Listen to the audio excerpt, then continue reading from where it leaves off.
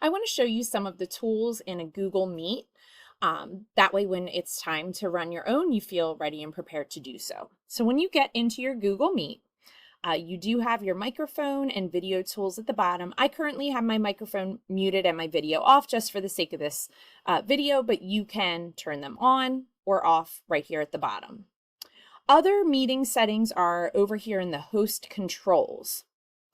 So if you click on that lock, you can come in here and change any of the settings for your meeting. Now, some of these settings have already been established by the tech department. So things like a waiting room, that's already done for you. You don't have to worry about that. But if you don't want your students to be able to share their screen or send reactions, you might want to turn those features off, and you might want to have them not be able to send messages. Again, personal preference. You can do what you want to do. Just kind of scroll through and see, like I might turn the Q&A feature off, just see what's in there. And if anything is in there that you want to change, you can do that in that section. So those are the host controls. From what I understand, when you change it, it's going to stay changed. So the next time you would go into the same meeting link, your settings would be the same as you made them the meeting before. The other thing I want to show you is the People tab. So when you are waiting for your students to join your meeting, this is where you would access the waiting room, and this is where you would be able to admit people. Obviously, I don't have anyone in here with me, so it looks a little different for me, but if you had people in the waiting room, it would allow you to add people. And this is where you can also mute all of your students. So this option up here right now, it says all muted because I'm the only one in here and I am currently muted. But if you had students in there who were not muted, you would have the ability to click that and mute everyone at the same time. You would also be able to mute individual students if that was something you chose to do, and you would do that by clicking on the more actions.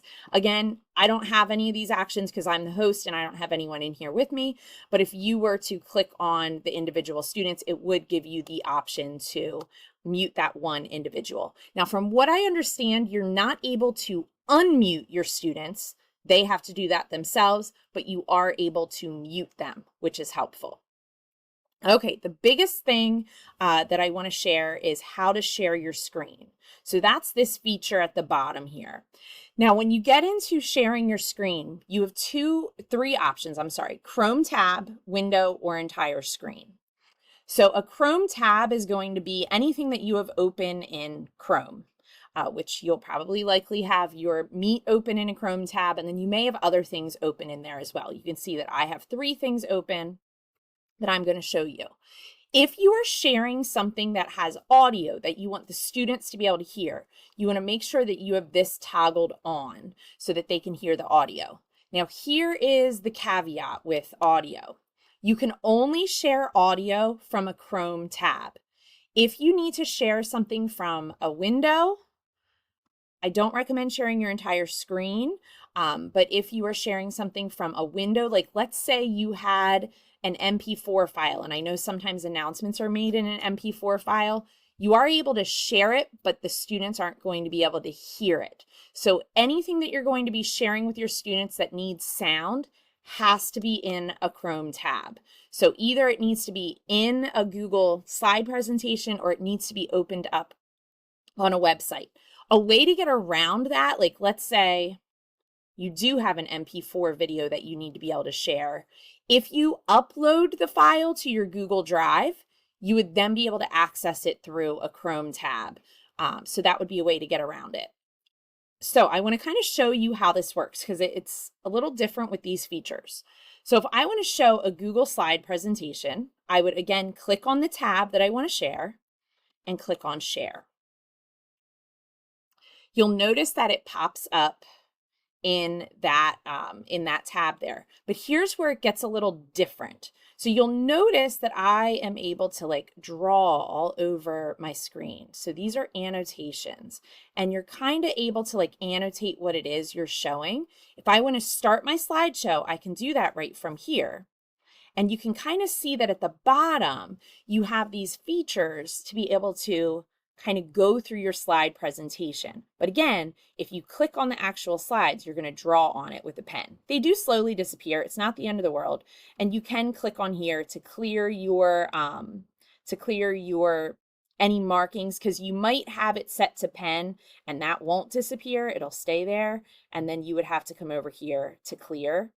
It's just a way for you to be able to emphasize something or draw attention to something in your slideshow.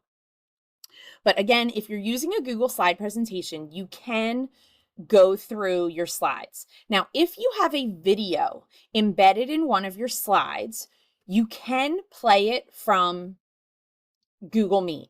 So you might think you would hit the play button up here on the screen, but you can see all I'm doing is drawing, because again, I'm annotating. In order to play the video, you use this feature right here in the slides control area. So you would click on that and then you could play your video. Students will be able to hear the sound. You can't hear the sound because of how I'm recording, but your students will be able to hear it. If you want to pause the video, you click there and you pause.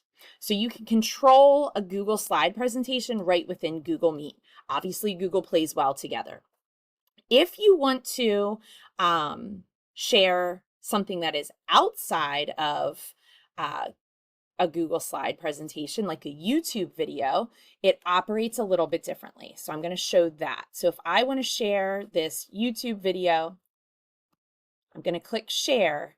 And you'll see that they can see the whole window, but again, I can't do anything right here because it's just going to draw all over it. I can't play it. I can't do anything like that.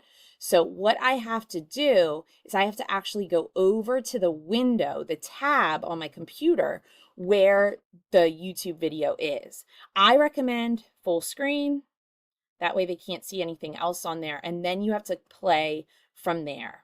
And it will put your Google Meet in a little window over here, but you can always just go back up and click over to it and it'll show what you're doing.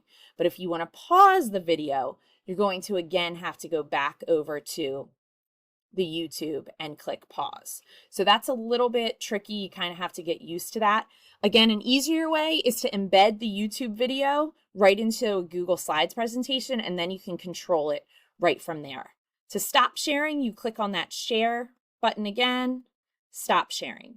The last thing that I want to share in this video is when you go to leave the meeting, you want to make sure you're ending the call for everyone. If you just leave the call, the kids can stay and have fun without you. So you want to end the call for everyone. And then that's it. That's all you need to know about some of the basic tools for Google Meet.